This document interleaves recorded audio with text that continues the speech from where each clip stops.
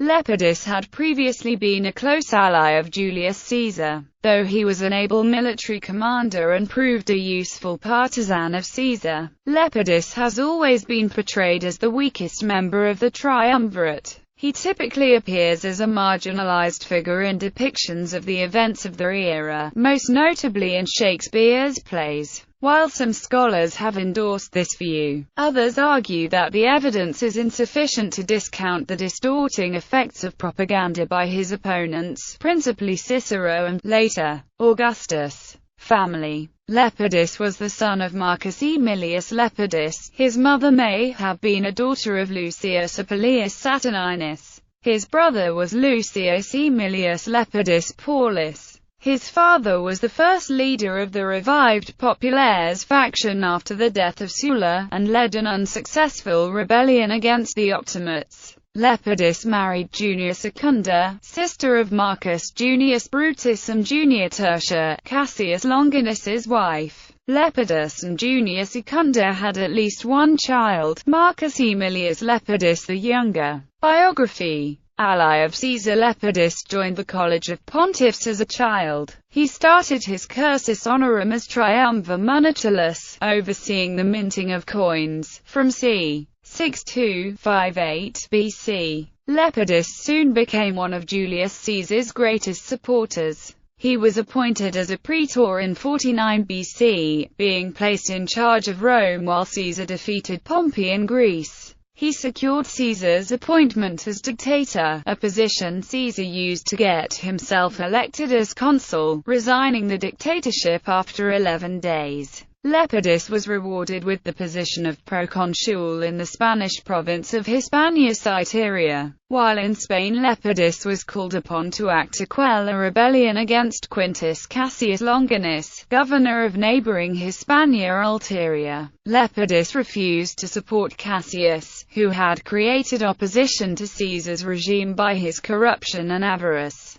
He negotiated a deal with the rebel leader, Quaestor Marcellus, and helped defeat an attack by the Mauritanian king Bogud. Cassius and his supporters were allowed to leave and order was restored. Caesar and the Senate were sufficiently impressed by Lepidus's judicial mixture of negotiation and surgical military action that they granted him a triumph. Lepidus was rewarded with the consulship in 46 BC after the defeat of the Pompeians in the east. Caesar also made Lepidus magister equitum, effectively his deputy. Caesar appears to have had greater confidence in Lepidus than in Mark Antony to keep order in Rome. After Antony's inflammatory actions led to disturbances in 47 BC, Lepidus appears to have been genuinely shocked when Antony provocatively offered Caesar a crown at the Lupercalio festival, an act that helped to precipitate the conspiracy to kill Caesar. When in February 44 BC Caesar was elected dictator for life by the Senate, he made Lepidus master of the horse for the second time. The brief alliance in power of Caesar and Lepidus came to a sudden end when Caesar was assassinated on March 15, 44 BC. Caesar had dined at Lepidus' house the night before his murder. One of the ringleaders of the conspiracy, Gaius Cassius Longinus, had argued for the killing of Lepidus and Mark Antony as well, but Marcus Junius Brutus had overruled him, saying the action was an execution and not a political coup.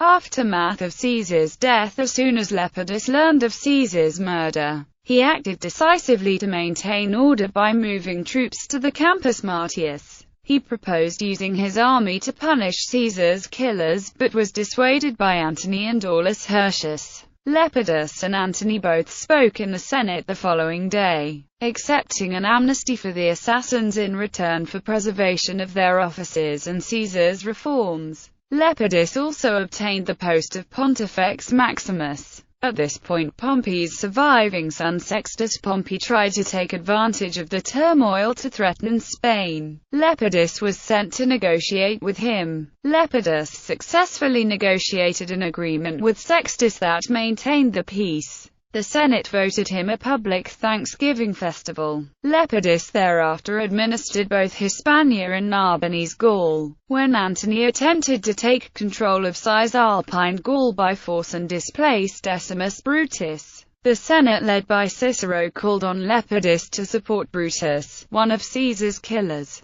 Lepidus prevaricated, recommending negotiation with Antony. After Antony's defeat at the Battle of Mutina, the Senate sent word that Lepidus' troops were no longer needed. Antony, however, marched towards Lepidus' province with his remaining forces. Lepidus continued to assure the Senate of his loyalty, but engaged in negotiations with Antony. When the two armies met, large portions of Lepidus' forces joined up with Antony. Lepidus negotiated an agreement with him, while claiming to the Senate that he had no choice. It is unclear whether Lepidus' troops forced him to join with Antony, whether that was always Lepidus' plan, or whether he arranged matters to gauge the situation and make the best deal. Second triumvirate. Antony and Lepidus now had to deal with Octavian Caesar, Caesar's great-nephew and adopted son in Caesar's will. Octavian was the only surviving commander of the forces that had defeated Antony at Mutina. The Senate instructed Octavian to hand over control of the troops to Decimus Brutus, but he refused. Antony and Lepidus met with Octavian on an island in a river, possibly near Mutina, but more likely near Bologna. Their armies lined along opposite banks. They formed the Second Triumvirate, legalized with the name of triumvirs for confirming the Republic with consular power by the Lex Titiia of 43 BC. With the triumvirs in possession of overwhelming numerical superiority, Decimus Brutus' remaining forces melted away, leaving the triumvirs in complete control of the western provinces.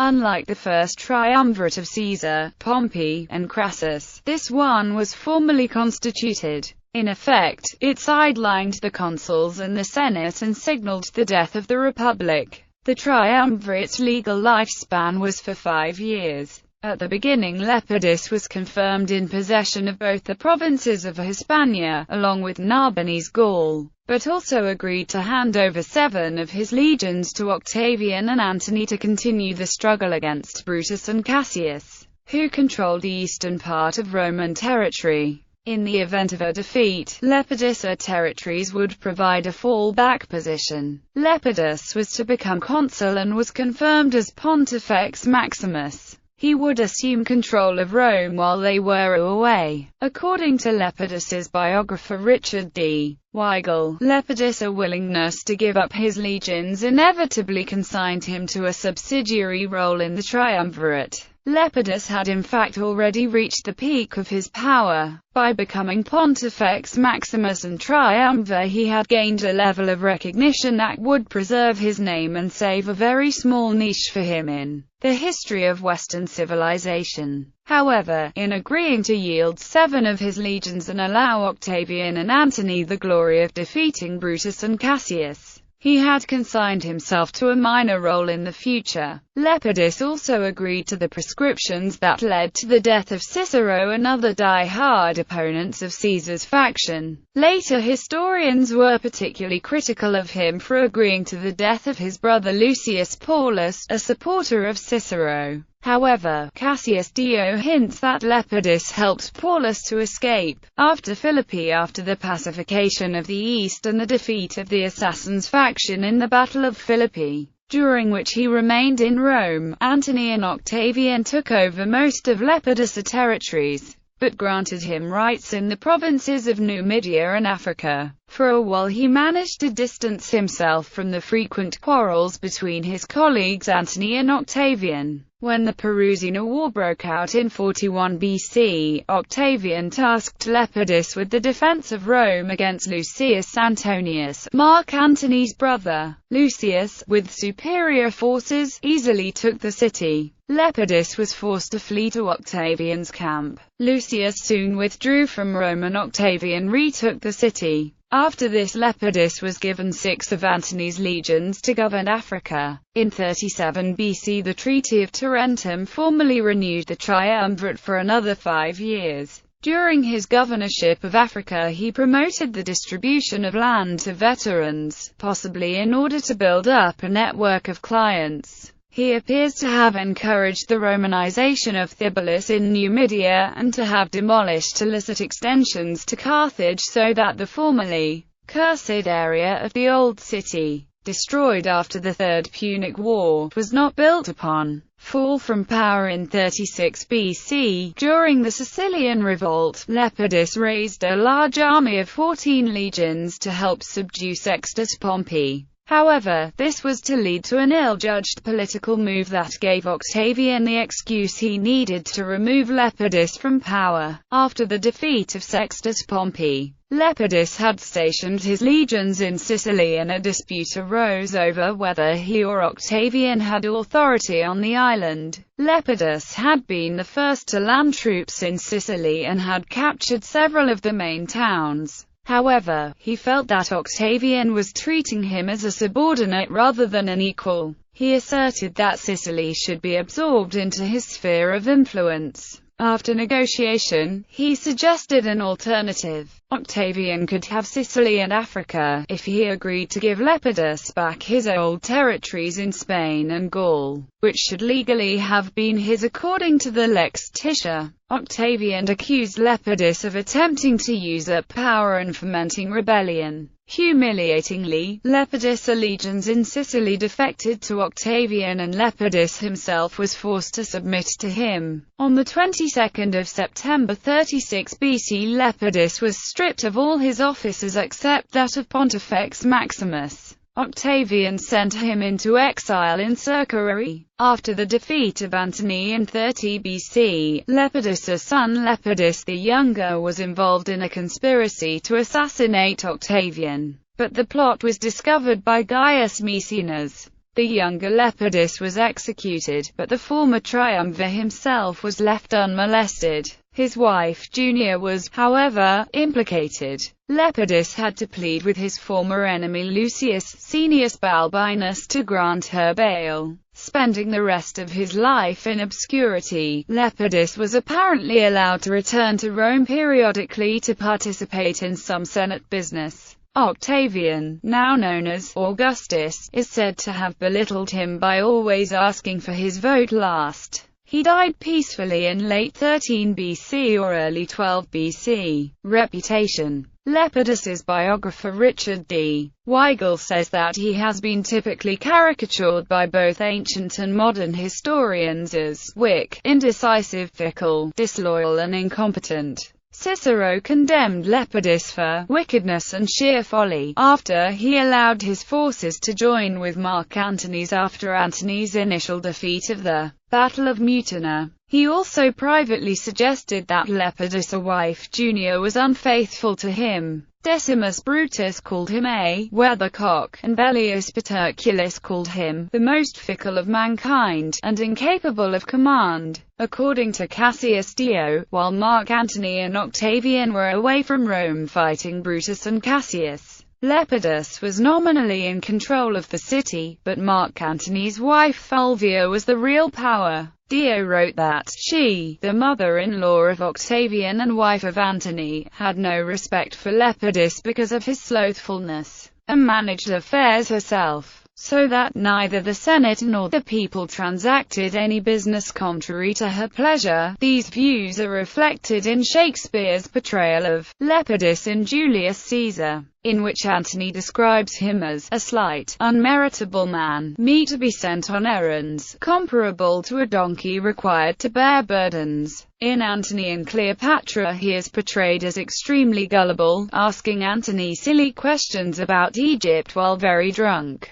Antony taunts him with an elaborately nonsensical description of a Nile crocodile. After Lepidus's fall from power, he is referred to as the poor third, and fool Lepidus. Modern writers have often been equally dismissive. Ronald Syme called him a flimsy character, perfidious and despised. Weigel argues that these views are colored by evidence that was in large part politically motivated, and that Lepidus's career was no more perfidious or inconsistent than that of the other major players in the power struggles at the time. Leonie Haynes says that he acted skillfully and consistently in support of Antony and of the Caesarian faction. She also argues that his power bid over Sicily was logical and justifiable. Alain Gowing has also argued that his actions in Sicily, though futile, were no more than an attempt to regain a position from which he had been unfairly thrust. Fictional depictions.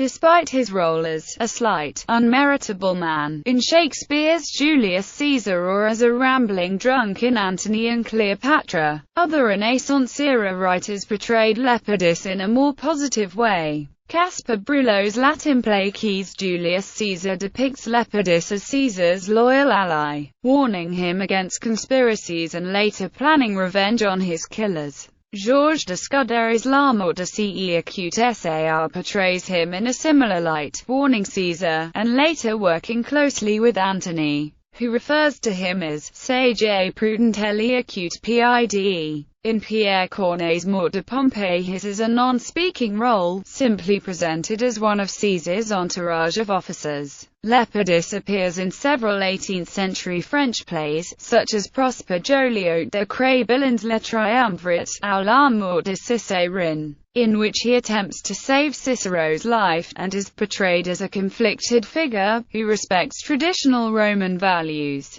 but is unable to resist the will of his colleagues. Cicero rejects compromise, but Lepidus is too weak to do so. Voltaire's Le Triumvirate refers to Lepidus as a pawn, merely used by Antony and Octavian. Lepidus appears in a number of novels. He is the principal character of Alfred Duggan's 1958 historical novel Three's Company. As the novel's title implies, it is centered on the Second Triumvirate but relates the period through the lens of Lepidus' life and experiences. According to Weigel, he becomes a kind of a Don Quixote in a toga. The novel follows the standard portrayal of him as cowardly, stupid, shying away from combat, dominated by women, and longing for someone to give him orders. A reviewer at the time of publication referred to Duggan's Lepidus as the eternal conservative stuffed shirt without the moral strength to live by the traditional virtues he admires and pretends to possess. He's portrayed as a more competent figure in W. G. Hardy's The Scarlet Mantle and the Bloodied Toga. In Alan Massey's Let the Emperor Speak, he is a weaselly politician. In the BBC, HBO TV series Rome, Lepidus is portrayed in the familiar way, as an inadequate rival for the powerhouses of Octavian and Antony. Much of his involvement in the Second Triumvirate is barely mentioned in the series.